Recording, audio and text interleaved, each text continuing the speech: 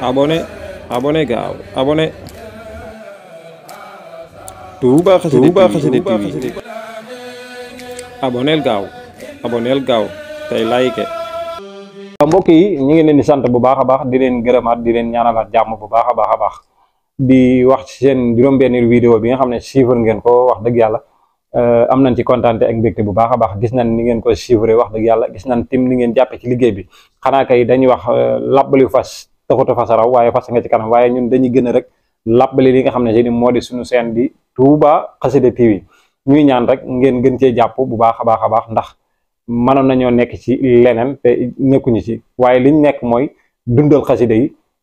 ci mbégte xasida yi waaye tim dundal li nga xam ne si ne moo di Ramadan kon sixième vidéo bi nga xam ne si ne moom ngeen seetaan ni wax dëgg yàlla boo ngeen dégloo njàng mi rek di ngeen xam ne taarikàlla macha allah jàngkat yi ñi ngi ci seenu yoon kiiwuñu benn yoon bayiwuñ seenu yoon benn yoon saa su ne rek ña ngay gën a def li tax njàng mi gën a neex waaye ña ngay def li gën a tax keno yi di gën a jaar yoon ndax keno dafa am solo ci njàng lool kuréel Hizbut Tarqiyyah ginnaaw bi nga xam ne si ne jàng naan ba pare boo leen chiffré rek da nga xam ne ñii ay jàngkat dëgg-dëgg lañ waaye kuréel yi nga xam ne si ne tamit yëpp toog nañ fi yëpp chiffre ngeen leen bu ngeen leen xoolee rek da ngeen xam ne carrément ñii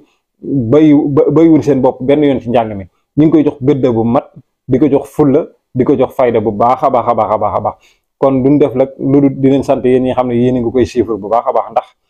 loolu day tax ñoom ñu gën a am motif di gën a jàng ndax bu fekkee ne yow yaa ngi jàngate nit ñi seetaan nañu wala nit ñi bàyyiwul la xel bu yàggee say tànk day nagam wala say yow day nagam waaye nag mbirum Sëriñ Tuubaa boo ci nekkee yaakaar naa waroo di xalaat luy nagamala say tànk wala luy la ngay xalaat loo xam ne si ne daf lay déranger yooyu kon mbirum Sëriñ Tuubaa moo demee noonu boo ci nekkee jàpp rek te bàyyi moo ci nekk incha allahu rabbi lépp dina wax ci kàttan suñ borom di leen ñaan rek ngeen di abonné tey partagé di like ci seen suñu vidéo suñu chaîne bi nga xam ne si di moo di Touba Xassida TV bu ñu sañoon fu télé yu mag yi di nekk foofu la ñuy nekk ndax turu chaîne bi rek boo ko déggee dafa wuyu li nga xam ne si ni moo di borom xasida yi waaye dafa wuyu tim li nga xam ne moo di xasida yi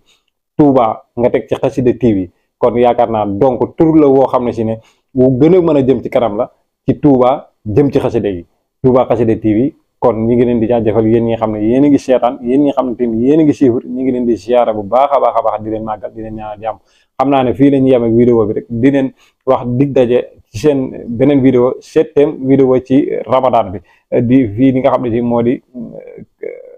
résidence Cheikhul Khadim kon ñi ngi leen di ñaan rek saa su ne rek ngeen ñi bàyyi xel saa su ne tamit ngeen ñi toog di ñu xaar incha allah vidéo yëpp du fas yéene nañ ko def suñ kémta laay kàttan di ko dugal incha allah mooy ni ma leen ko waxee woon ci cinquième vidéo bi rek léeg-léeg kii bi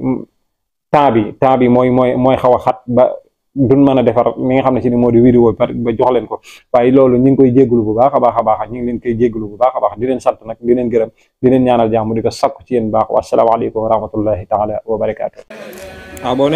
abonné gaaw abonné Touba Xassida TV aboneel gaaw tey like Touba Xassida TV aboneel gaaw Touba Xassida TV